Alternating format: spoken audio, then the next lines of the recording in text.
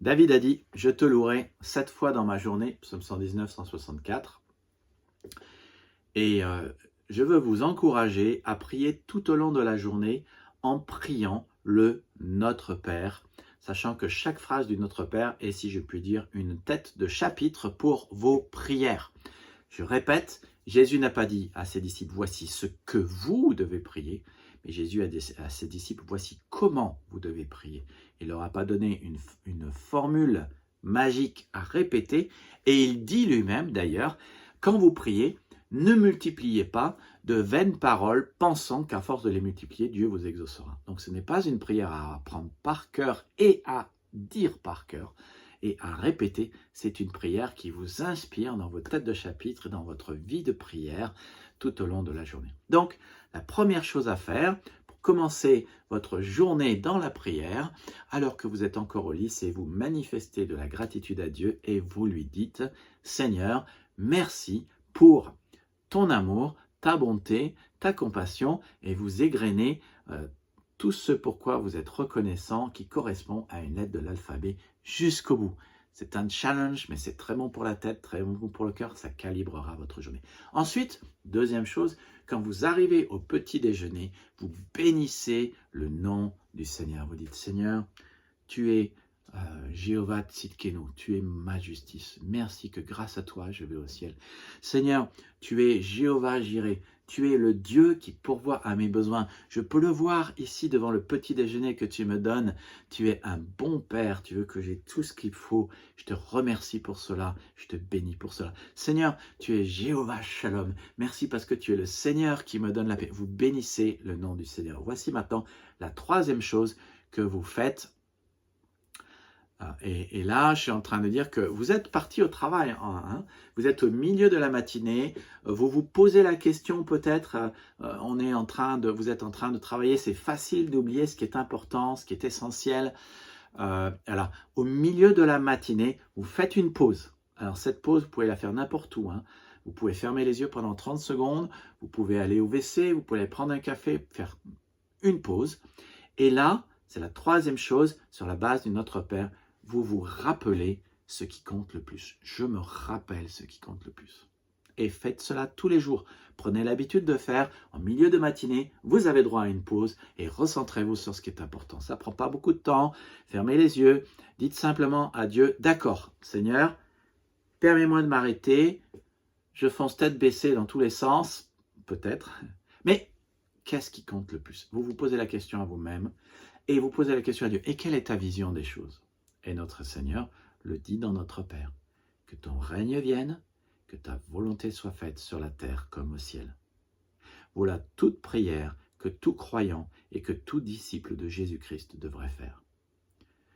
En soi, cela s'appelle une déclaration redondante parce que lorsque Jésus dit que ton règne, que ton royaume vienne et que ta volonté soit faite, ça veut dire en fait la même chose. Là où vient le royaume de Dieu, sa volonté est faite.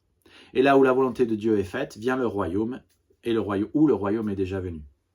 Le royaume de Dieu, bien sûr, il viendra sur cette terre. Dieu ne trompe pas, Dieu a fait cette promesse à David, qu'il mettra un de ses fils, qui sera aussi fils de Dieu, sur le trône, dans un royaume éternel. Mais le royaume de Dieu, c'est aussi le peuple de Dieu, dans le lieu de Dieu, qui vit la volonté de Dieu. Donc, si vous faites la volonté de Dieu et si vous vivez vraiment la volonté de Dieu, c'est la preuve que vous faites partie de son royaume.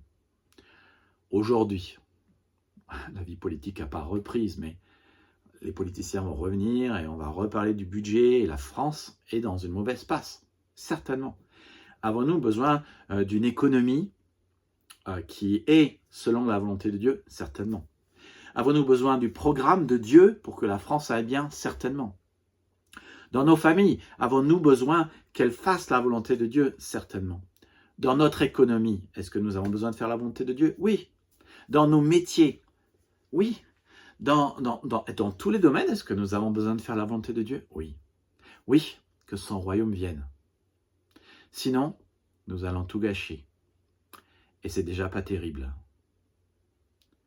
Pourquoi? Parce que sa volonté n'est pas faite. Mais son programme sera toujours la bonne chose. Donc, que ton règne vienne, que ta volonté soit faite sur la terre comme au ciel. Je m'aligne sur les desseins de Dieu, sur sa vision des choses, sur sa perspective, sur ses plans. Dieu a un plan et un but universel pour la terre. La vie n'est pas circulaire, elle est linéaire. Il y a un commencement, il y a une fin. C'est Dieu qui aura le dernier mot. L'histoire se dirige vers une apogée. L'histoire des hommes, c'est son histoire. Christ reviendra un jour et il établira son règne, son royaume sur la terre, par le millénium et par la Jérusalem céleste qui viendra sur cette terre. Dieu a un plan pour le monde, mais plus important que cela, il a un plan et un but pour ta vie. Il a un plan et un but individuel. Donc, tu pries, tu dis d'accord, j'ai beaucoup de choses à faire, mais vraiment, Seigneur, je veux ton plan, ton objectif, ta volonté dans mon travail, dans ma vie. Pourquoi faire cela? Parce que Dieu dit que si vous mettez Dieu d'abord et sa justice, toutes ces choses vous seront données par-dessus. Tout ce dont vous avez besoin, Dieu vous le donnera. Cherchez d'abord le royaume de Dieu. Ça, c'est la raison pour laquelle vous devriez commencer votre journée avec la prière et la lecture de la parole de Dieu. Cherchez d'abord Dieu. C'est la raison pour laquelle vous devriez être à votre réunion de prière dans votre église. Vous cherchez d'abord le royaume de Dieu et sa volonté, et tout le reste vous sera donné ensuite. Donc vous pouvez être sûr que si vous faites la volonté dans votre travail, Dieu vous donnera assez de temps, assez d'énergie. Et vous dites, que ce soit pour la réunion de prière du mercredi soir, ou que ce soit au milieu de votre matinée, peut-être vous vous dites, je n'ai pas le temps, je n'ai pas l'argent, je n'ai pas l'énergie, je ne peux pas trouver le calme nécessaire. Mais Dieu dit, si vous faites sa volonté, il vous donnera tout ce dont vous avez besoin. Ce que vous avez besoin de faire, ce n'est pas d'attendre d'avoir le temps, d'avoir l'argent, d'avoir l'énergie. C'est de prier Dieu et de dire, Seigneur, ce que je veux, c'est ta volonté. Et Dieu s'occupera du reste ensuite. Donc, en milieu de matinée, la deuxième heure, vous dites, je veux juste me rappeler, Seigneur, ton royaume, ta volonté. Je suis plus intéressé par ce que tu veux, ton royaume, ta volonté, que la mienne ou que le mien. Et en retour, vous pouvez être assuré que Dieu vous donnera toutes choses. C'est ce que dit Matthieu 6, 33. Vous aimeriez en savoir plus? Abonnez-vous, likez, partagez, mettez-nous des commentaires, comment ça vous a béni, ou si vous avez des questions, et rendez-vous dans la prochaine vidéo.